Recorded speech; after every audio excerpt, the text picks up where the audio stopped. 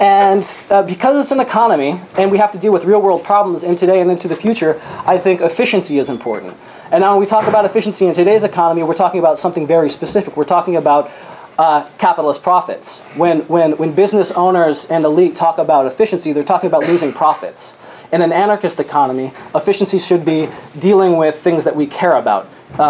Sustainability, environmental relations, human relations. We want to deal with this in a very human way, the social and material impact that economic decisions, the way they affect us. So with that in mind, I had to ask these questions. How has an anarchist economy dealt with property relations? With going back to the other filter, economics, I applied these filters on top of the values of an economy as property relations. All the massive society-wide economies from the past couple centuries have been defined by property relations, divisions of labor, remuneration schemes, and allocation mechanisms. And we'll get into what those are as we look at how anarchists have dealt with these historically. And so I asked myself, well, how does an anarchist economic... it's impossible. It's impossible.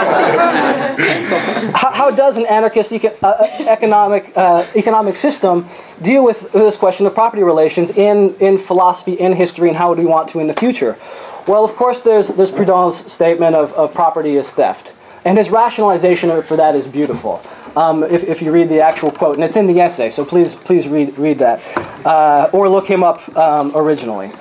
But then, as far as how these ideas were applied in history, the Paris Commune is the obvious example to look. The 1871 Paris Commune is the obvious example to look to in the beginning, where they saw the abolition of private ownership of productive assets as the abolition of bourgeois society, and that they were trying to reorganize themselves in the commune for self-governance.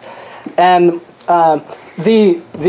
the ideas of that experiment lived on through the son of a communard in Gaston Laval, where he was a participant in the Spanish Civil War, and he describes a scenario which I also quote. These are all examples that I overview in the book of how in the Spanish Civil War, in the Aragonese collectives, small landholders voluntarily collectivized with the land. 75% of small landowners voluntarily collectivized along with the objectives of the revolution, whereas they had to do some forced collectivization on the larger landholders.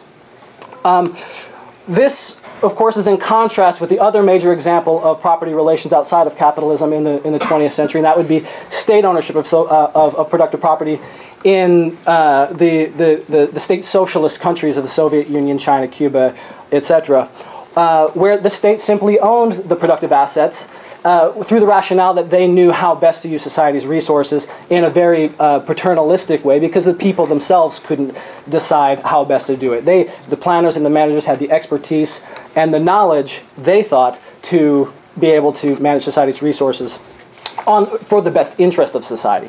The anarchists have always been critical of that. And so the idea is, well, how would an anarchist society deal with these questions, drawing on from this past history and these criticisms? And the idea that I propose in the chapter is that either no one owns productive assets or everyone owns productive assets, and that people have decision-making, say, in a self-managed way in proportion to the degree that they're affected by that. Now, it's just a proposal, again, drawing from anarchist history to try to present something for the future. So seeing as I'm probably really running out of time here, I also try to deal with this question of how anarchism deals with class and the division of labor.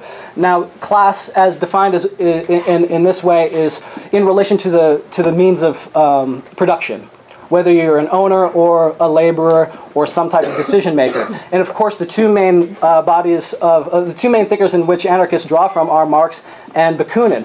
Marx saw society developing into two classes of property owners and propertyless workers, whereas Bakunin saw a managerial class in between, and went so far as to predict the rise of a red bureaucracy in the Soviet Union. And this history is actually documented very well in Maurice Burton's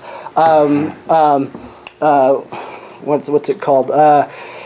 Workers' Power from 1917 to 1921, where he documents very clearly, very detailed way, the suppression and crushing of the factory committees and the Soviets during the Soviet Union. Brinton has some beautiful rationale for the reasons why we want to overcome that, which is also in the chapter. However, modern applications of this were attempts to get beyond this early grappling that Bakunin presented between mental and manual labor, and that also Marx did, to say that mental labor can be onerous and disempowering as well as empowering. Physical labor can be onerous and disempowering as well as empowering. So what we really want to look at, I think, in a modern innovation of future society is empowerment considerations. What type of work is empowering and disempowering, and that we balance these things in a balanced division of labors within a workplace. Now, this is the principle and idea presented by the participatory economic model in balanced job complexes, and this would be a modern idea developed and inspired by these former ones. Another question is how anarchists deal with remuneration.